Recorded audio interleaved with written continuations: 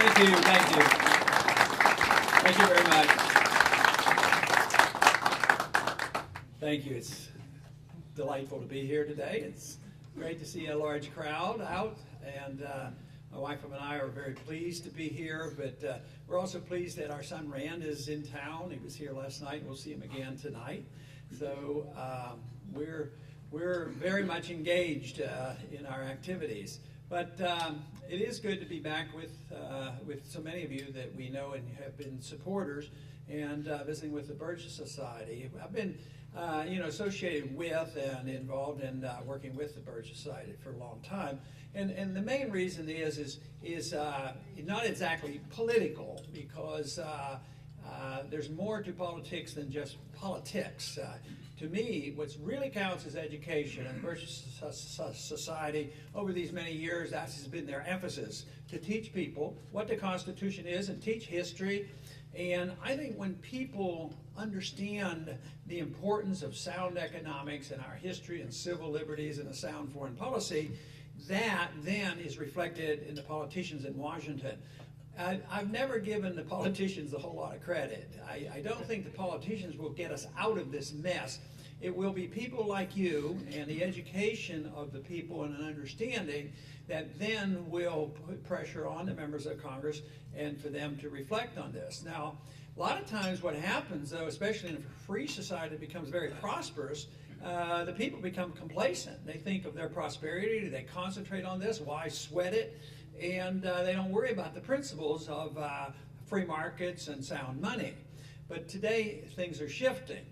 And sometimes the people have to get a little bit rambunctious to send the message. And I think that's been what's been happening for the last 2 years, especially in the last year. We saw something different happening with the spontaneity of the Tea Party movements, people getting together and trying to get the attention of all the members of Congress.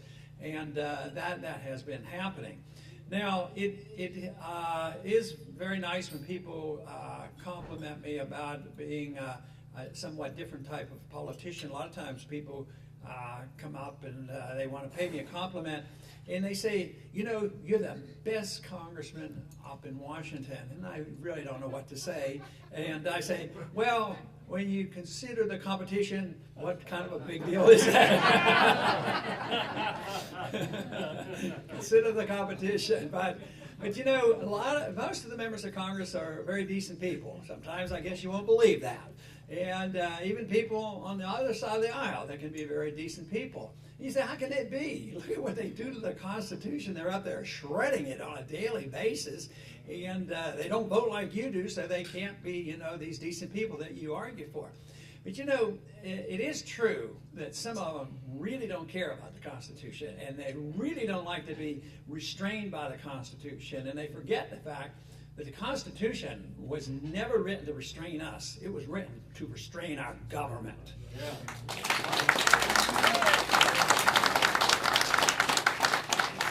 But they frequently will rationalize very easily. They don't have trouble. They do not lose sleep over it. They're serious. They can be sincere, and they take the oath of office that we all take, and yet they vote differently. They do not lose sleep over it.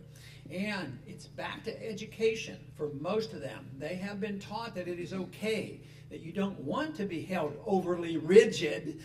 You want a breathing document, and you will need a document that can be modernized, and their interpretation of the General Welfare Clause and the Interstate Commerce Clause, they have been told this is legitimate.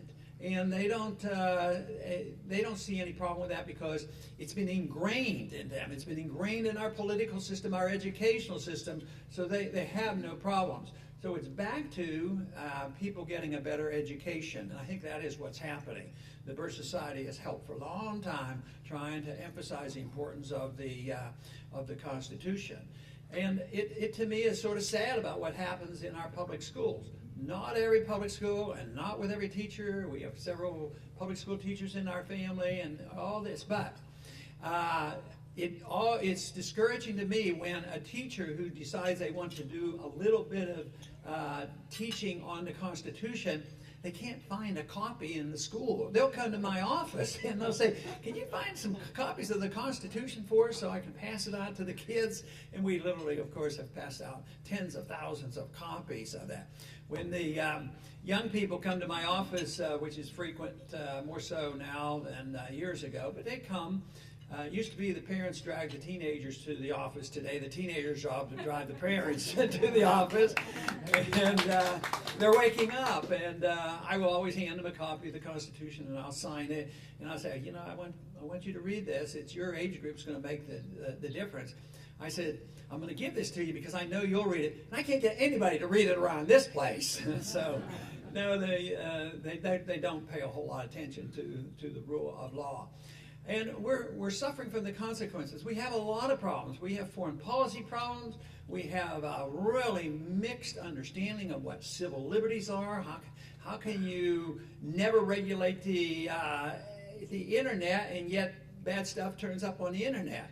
Bad stuff like ideas of socialism and things like that. Well, you have to understand these issues, and this is what I think is changing. Something dramatically has changed in the last 2 to 3 years. Just think, how many more people are interested in the Federal Reserve now than there were about 3 years ago? We're making progress there. It's a combination. Once the groundwork has been laid, there's been a lot of education. I found out during the campaign a couple of years ago that so many people were already thinking along these lines, but a lot of people getting interested. But and right after the crash came, they became a lot more interested. I think although we did not get the audit the Fed bill totally passed, we gained a lot. Because one thing I am convinced of is no matter what happens, whether we move into inflation and this recession continues, the Fed is no longer going to get off the hook. They're going to be held responsible.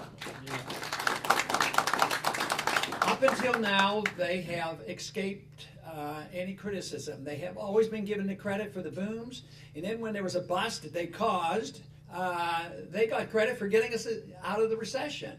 And they were able to do this for a long time. It's been systematic over the years. The Federal Reserve came in 1913, but it just didn't destroy the dollar overnight. They're still working on that, but they're very energized.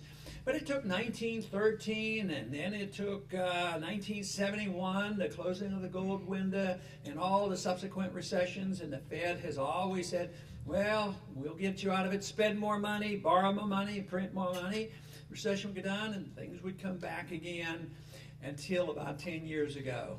I time what we're facing today, this particular downturn, from the year 2000, when we had the crash of the NASDAQ. And that although there were revivals of the economy, there was the housing bubble to come by, and some people made some money going back into the stock market. But think of the people who bought the NASDAQ at the end of the last century.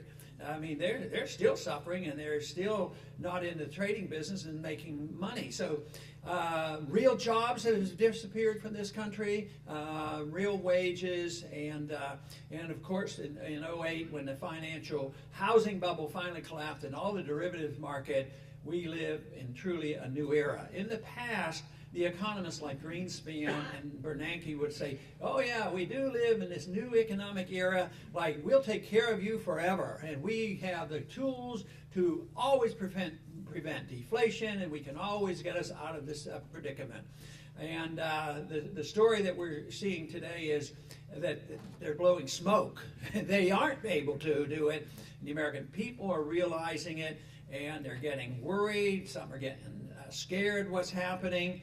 But most Americans are saying, this thing is not sustainable. We have to do something. We have to change our system of government. And it's not so much that we have to invent something new, because fortunately for us who have lived in America, have had the opportunities of the good part of America. You know, we have fairly good understanding of property rights. We had a market economy. At one time we had sound money, and it worked rather well. But today we have lost our confidence. We have, as a people, decided that no, we don't trust sound money. We have to have the government printing the money. No, we don't really believe in balanced budgets, so we need deficits. And we don't have to pay for the deficits. What we do is we keep borrowing. If you don't have enough, then and the taxes don't cover us, then we'll just print the money. And we were taught to believe that, and on the surface, we still had a lot of prosperity. But it was all based on debt, and that has ended.